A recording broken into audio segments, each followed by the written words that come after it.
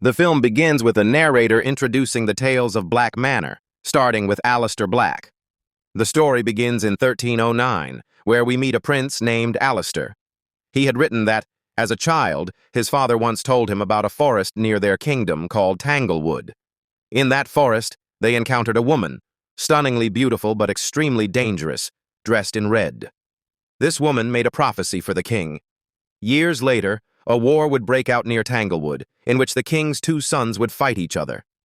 The one who killed more soldiers using her name would receive her heart, not a metaphor for love, but her literal, physical heart, seen hanging in chains. That person would also inherit the throne. When asked her name, the woman replied, Death. She was death itself, and she had revealed everything. After becoming king, he waited many years for this war, but it never came during his lifetime. Eventually, he died, and that's when Death's prophecy came true. A war broke out between his sons. Believing deeply in his father's words, Alistair took Death's name, slaughtered all his brother's soldiers, and finally killed his own brother. He won the war and built a grand palace named Black Manor, marking the beginning of the Black family legacy. Over time, the family grew, and Alistair's legend spread far and wide. Generations passed. And now, Ivy Black had grown up, determined to discover whether the legend was true. And so begins the tale of Ivy Black. This is where Ivy Black's tale begins. A female narrator tells us that in the year 1735, a girl was born named Ivy Black. Now Ivy completely believed in Alistair's story. Ivy had also heard from her great-grandfather, the king, that if you find death before it finds you, then death can make a deal with you. It can make you immortal.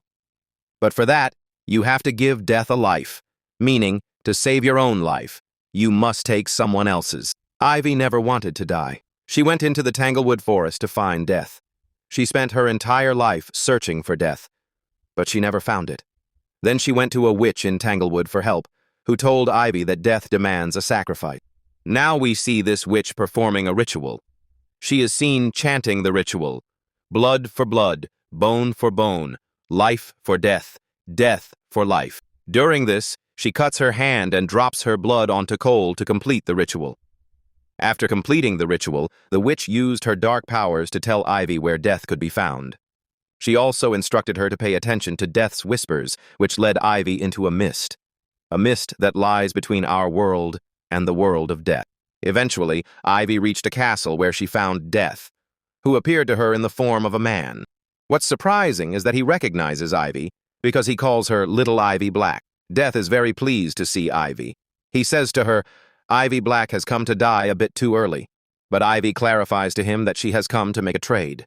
That means, in order to save her life, Ivy will have to take someone else's. Death becomes concerned and asks whose life Ivy will trade. Ivy replies with her brother's name. Then Death gives Ivy a book in which the secrets of living forever are hidden. Death laid out the conditions in front of Ivy, and Ivy accepted them all. Now Ivy returns to Black Manor and kills her brother, which was very difficult for her. But Death is pleased and tells Ivy, well done. Then she takes another life, her mad father, Atticus Black, which was already a bit easier for her. Then she took her third victim. She didn't even blink. Now she had become immortal. Now in the year 1890, a new tale begins, that of Susie Black. It started with a little girl, Susie, whose mother would tuck her into bed every night with stories about the fragile balance of all living things, and then about death. But here's the strange part. Her mother didn't care for balance, because balance had no place in the Black family. Susie grew up unaware of the destiny planned for her. When she reached the chosen age, her family led her to the dark edge of their legacy. They brought her before death and began the ancient ritual. During the ceremony, a terrifying face, featureless and shifting, appeared for just a moment. Susie couldn't see it clearly, but she felt it on her skin, like cold fingers brushing her soul.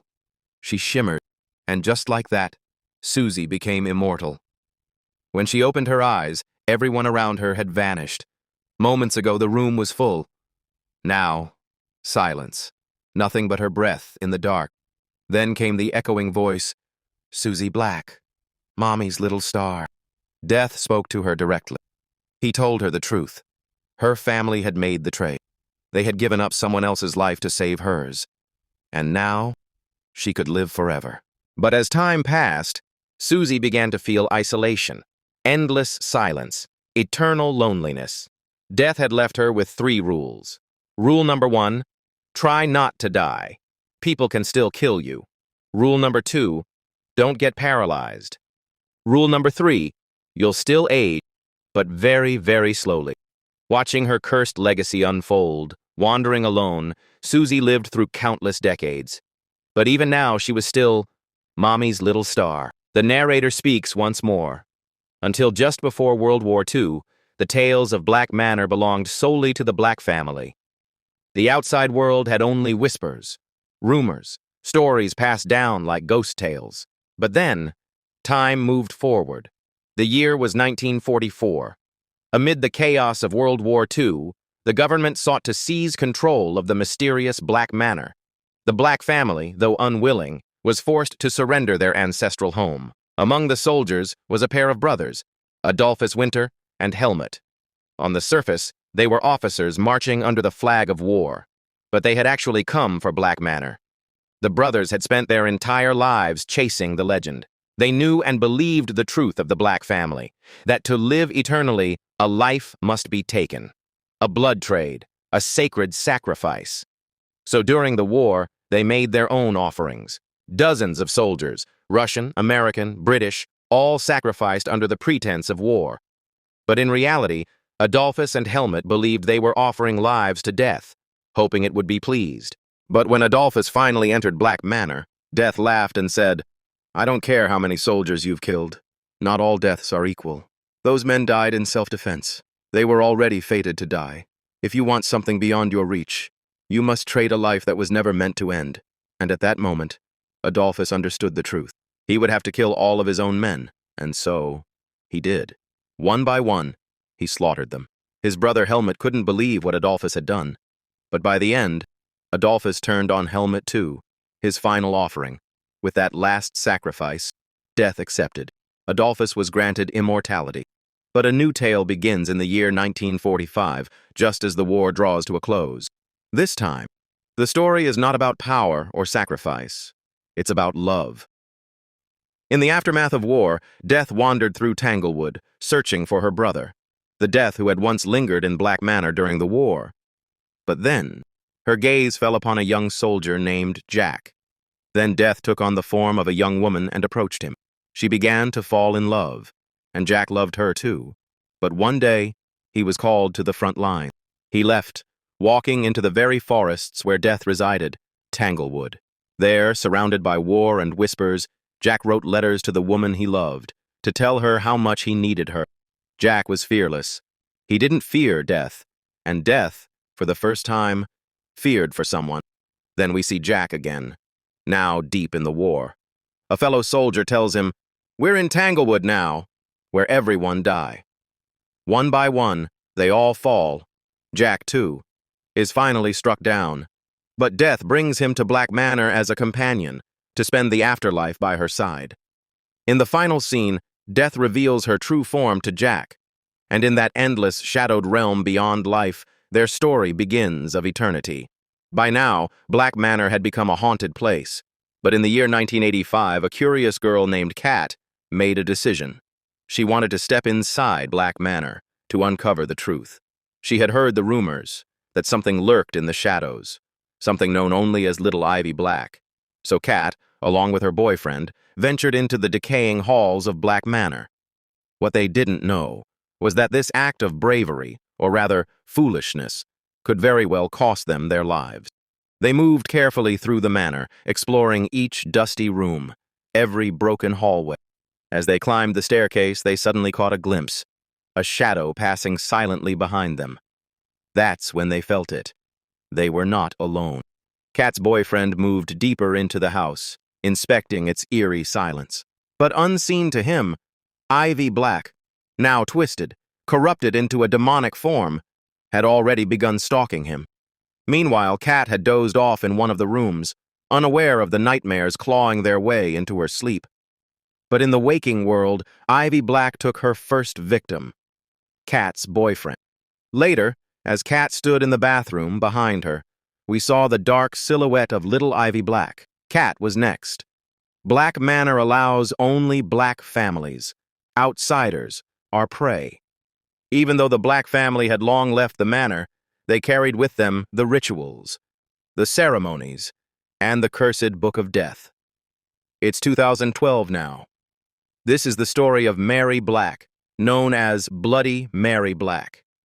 We see Mary bathing in blood, not as a ritual, not as a healing, but because it makes her feel good.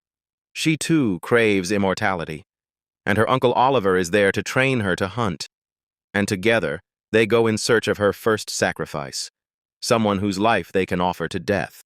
Their eyes settle on a sleeping girl, innocent, unaware, until her eyes snap open. She is known as Miss Nobody. When she steps outside, confused, Uncle Oliver greets her with calm certainty. "We've come for you." And just like that, she becomes their prey. They take her to the Tanglewood and buried her beside the cousin Alice. And then, Uncle Oliver opens the Book of Death. He performs the ancient ritual, and Mary Black becomes immortal. Then Oliver warns her, if Mary wants to stay forever young and beautiful, she must continue to hunt. The aging will be slow, but it will come. She must feed her vanity with blood. So Mary begins her new life, hunting boys mostly, luring them in, killing them, bathing in their blood. And all the while, Miss Nobody's story is not yet over. We return to her, a quiet, invisible girl with a boring routine. She goes to work, comes home, eats noodles, sleeps, day after day. Life seems empty. But one day, death comes knocking, just like it did before, in the form of Mr. Oliver, the man who once hunted her for Mary. But this time, things will not go the same. Now begins another tale from the Black family. The year is 2025, and the name is Anthesia Black. Unlike her cursed bloodline, Anthesia had no desire to become immortal. But fate had its own design. One day, Anthesia received devastating news. She was terminally ill, so she set out to fall in love. And she did, with a man named Dorian. She gave him her heart completely, but soon she began to suspect the truth. Dorian was cheating on her, and her instincts were right. Devastated, broken, and furious, Anthesia lashed out. She murdered the woman Dorian had betrayed her with. But even then, peace never came. So Anthesia made a darker choice. She had Dorian killed, executed by hired men in cold blood, and that was the moment when death came. But instead of taking her life, death made her a deal. In exchange for the life she had taken, death granted her immortality. Anthesia did not die, but she also did not get to live, as she was cursed to wander through eternity alone. Whether she wanted it or not, this was the Black family's destiny, a cycle of murder, bargains, and the damnation of eternal life. Now the narrator speaks again. He tells us, I am the keeper, but I am not the first. There have been many keepers before him. As the keeper, it is his duty to record the tales of Black Manor, to protect its secrets, to care for what's left of the Black bloodline, and when needed, to clean up the mess, the blood, the bodies, the shadows that should not be seen. He guards the artifacts, the Book of Death, and the pocket watch of death itself, and when the graves of Tanglewood overrun, it is the keeper who silently delivers the bodies into the underground catacombs where bones lie organized over decades and centuries. But this keeper is not a Black. He is not a Winter. He is from the Asher family. He became the keeper during wartime. When he was sent to war, his mother feared she would never see him again. Desperate to protect him, she searched for answers, and she found a man who told her about the ancient ritual of Black Manor, the same ritual that could trade a life for another. And so, to save her son, she offered her own life. It wasn't suicide, it was martyrdom. Her sacrifice sealed the deal. When her son returned from war, he became the next keeper, stationed in the keep tower, bound to serve the manor for the rest of his days. And now if anyone wishes to know the truth about Black Manor, or if anyone dares to make a deal with death, they must seek out the keeper. But the tale of 2025 ends here. And Black Manor's story does not, because now we move to the year 2096. This is the story of Annabelle Black. She was made immortal by her family centuries ago, but now she has learned the cruel truth that immortality is not a gift. It is isolation, a wait for the final death. Annabelle lives alone inside the Black Manor, waiting for the final death, the death of time, when the world itself will end. Until that moment comes, death will not touch her, and so she waits. But then one day, her wait ends. Death arrives, like a storm, bringing ruin and erasing all it touches, and when it passes, it leaves Annabelle behind, still wandering, still cursed, still bound to the manor that should have fallen long ago. And with that, this mysterious film ends.